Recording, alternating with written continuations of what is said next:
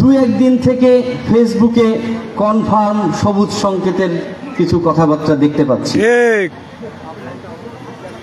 BNP কি JASAD, BNP কি ছাত্র ইউনিয়ন, বিএনপির নমিনেশন কি এতই সহজ, বিএনপির নমিনেশন কি কারো ছিনিয়ে আনার ক্ষমতা রয়েছে নাকি?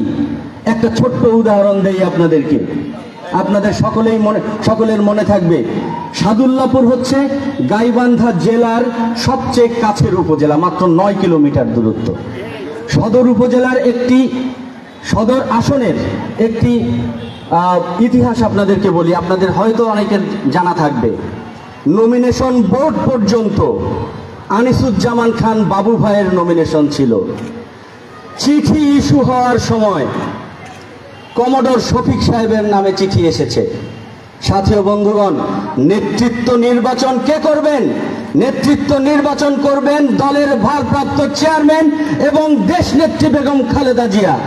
এই নেতৃত্ব নির্বাচনের ক্ষমতা যদি কেউ নিয়ে থাকেন বা নেওয়ার চেষ্টা করে থাকেন, আর যদি বিএনপিকে জাসদের নমিনেশনের মতো মনে করে থাকেন যে নমিনেশন কনফার্ম, তাহলে ভুল করছেন।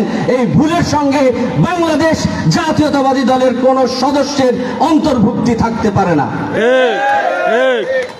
সে কারণে নমিনেশন কনফার্ম সেই সময় হবে যখন দেশনায়ক জনাব তারেক রহমান, দেশনেত্রী বেগম খালেদা জিয়া নমিনেশন পেপারে স্বাক্ষর করবেন। সেই সময়ে প্রতীক বরাদ্দ হবে। প্রতীক কিন্তু আগে বরাদ্দ হবে না। ধানের শীষের জন্য আমরা যে যুদ্ধ করছি, সোহান ভাই যে যুদ্ধ করছে, আপনারা যে যুদ্ধ করছেন, সারা বাংলাদেশের মানুষ যে যুদ্ধ করছে ধানের শীষের প্রতি মানুষকে আকৃষ্ট করার জন্য, সেই ধানের শীষ কারো ব্যক্তিগত সম্পত্তি না। সেই ধানের শীষ দেশনেত্রী বেগম খালেদা জিয়ার।